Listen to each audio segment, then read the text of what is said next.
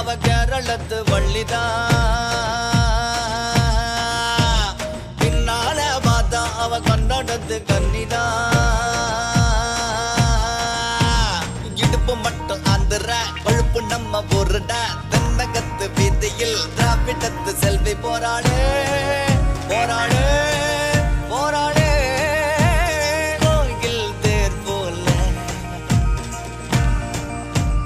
தோத்தோ பாக்குறா, பத்த வைக்க பாக்குறா, தத்த நிக்கிறா, நெஞ்ச தூக்கி நிக்கிறா, தத்த பூக்குறா.